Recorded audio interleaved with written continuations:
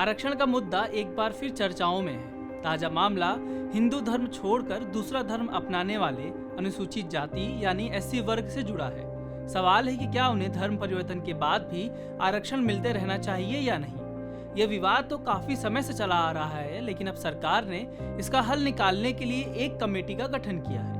भारत के पूर्व मुख्य न्यायाधीश के.जी. बालकृष्णन की अध्यक्षता में बनी 3 सदस्यीय कमेटी यह बताएगी कि धर्म परिवर्तन के बाद भी आरक्षण रहना चाहिए या नहीं। बता दें कि वर्तमान में धर्म बदलने के बाद आरक्षण नहीं मिलता है। दरअसल इस कमेटी का गठन सरकार ने इसलिए किया है क्योंकि उसे सुप्रीम कोर्ट में इस मामले में जवाब देना था। आइए जानते हैं सारांश के इस एपिसोड में क्या है ये मामला, क्यों हो रहा है इस पर विवाद और इससे किसको होगा फायदा।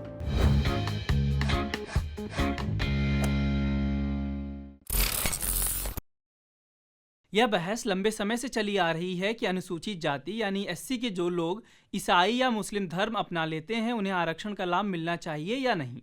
संविधान का एससी आदेश 1950 कहता है कि हिंदू या सिख धर्म या बौद्ध धर्म के अलावा किसी अन्य धर्म को मानने वाले व्यक्ति को अनुसूचित जाति का सदस्य नहीं माना जा सकता है। मूलतः संविधान में हिंदू धर्म के एससी समुदाय के लिए आरक्षण की व्यवस्था की गई थी। बाद में 1956 में इसे सिख और 1990 में बौद्ध के लिए भी जोड़ दिया गया। जांच आयोग अधिनियम 1952 की धारा 3 के तहत केंद्रीय सामाजिक न्याय और अधिकारिता मंत्रालय ने 6 अक्टूबर 2022 को 3 सदस्यीय आयोग के गठन की अधिसूचना जारी की है। सुप्रीम कोर्ट के पूर्व चीफ जस्टिस के.जी. बालकृष्णन आयोग के अध्यक्ष हैं। पूर्व आईएएस रविंद्र कुमार जैन और यूजीसी के सदस्य प्रोफेसर सुषमा यादव इसके सदस्य हैं। जस्टिस बालकृष्णन आयोग अध्ययन करेगा कि संविधान के अनुच्छेद 341 में उल्लेखित हिंदू, बौद्ध या सिख धर्म के अलावा धर्म परिवर्तित मुस्लिम या ईसाई धर्म के लोगों को क्या अनुसूचित जाति का दर्जा दिया जा सकता है। आयोग यह भी जांच करेगा कि धर्मांतरण के बाद रीति रिवाज, परंपरा एवं सामाजिक दर्जे में धर्मांतरित दलितों के आर्थिक और सामाजिक दर्जे में क्या बदलाव हुए। आयोग को 2 साल के भीतर अपनी रिपोर्ट सौंपनी है। लंबे समय से मुस्लिम और ईसाई समूहों की मांग है कि उन दलितों के लिए आरक्षण की समान स्थिति रखी जाए जिन्होंने उनका धर्म अपना लिया है। साल 2019 में केंद्र सरकार ने दलित ईसाइयों को एससी के सदस्य के रूप में शामिल करने की संभावनाओं को खारिज कर दिया था। अगर कोई इस्लाम या ईसाई धर्म अपनाता है तो उसे आरक्षण और अन्य दूसरी सुविधाओं का लाभ नहीं मिलता है, लेकिन अगर वह फिर से हिंदू धर्म में आ जाता है तो उसे लाभ मिलना शुरू हो जाएगा। इसी को लेकर विवाद है।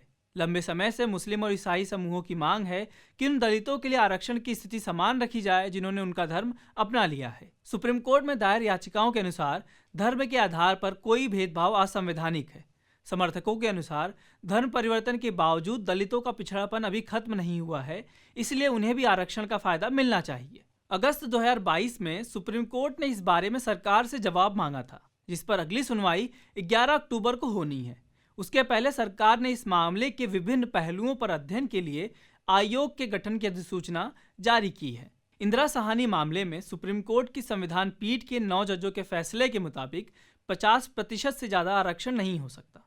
अभी केंद्र सरकार में एससी को 15%, एसटी को 7.5% और ओबीसी के लिए 27% आरक्षण का प्रावधान है।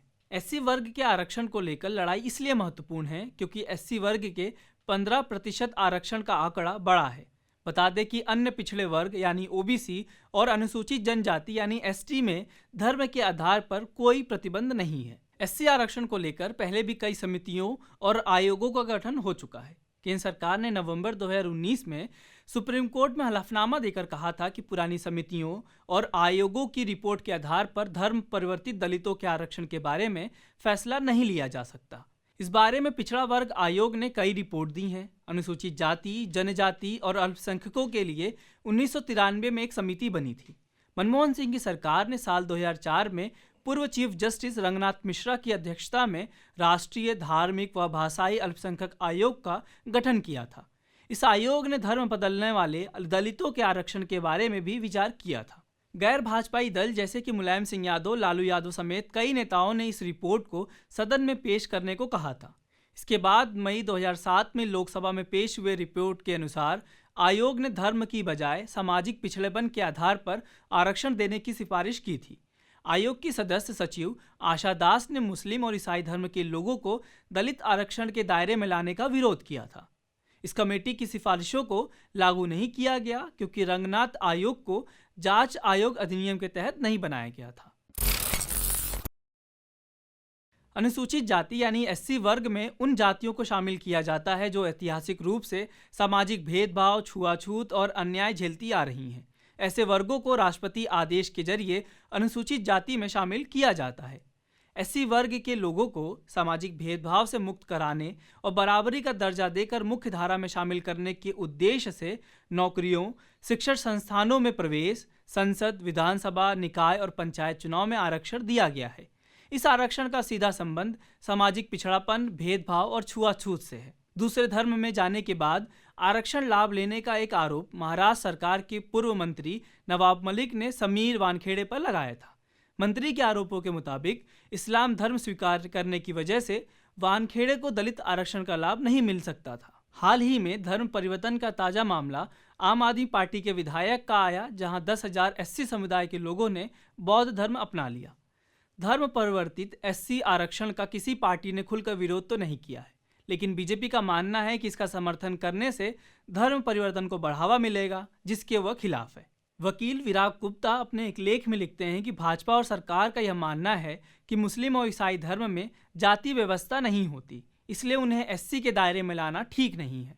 वहीं बीजेपी शासित कई प्रदेश धर्म परिवर्तन के खिलाफ कानून बना रहे हैं। कई मौकों पर क्षेत्रीय दल इन आयोगों की सिफारिशों को लागू करने का समर्थन कर चुके हैं, जिसका उनको चुनावों में फायदा होगा। एक समय पर बीजेपी कांग्रेस पर अलग अलग आयोग बनाकर मुस्लिम तुष्टीकरण का आरोप लगाती थी, लेकिन अब संघ प्रमुख मुस्लिम नेताओं से मिल रहे हैं। वहीं बीजेपी भी कोशिश कर रही है कि मुसलमानों में जाति के आधार पर वोटों का बंटवारा हो सके, जिसका वो फायदा चुनावों में उठा सके। मीडिया से आपकी सबसे बड़ी शिकायत क्या है? यही ना कि वो आपकी बात नहीं करता, आपकी खबरें नहीं दिखाता। इसका इलाज ये है कि मीडिया में आप इन्वेस्ट करें ताकि मीडिया आपकी बात करे। सब्सक्रिप्शन आधारित मीडिया इसका जवाब है। hindi.newslaundry.com पर जाएं, न्यूज़ लॉन्ड्री को सब्सक्राइब करें।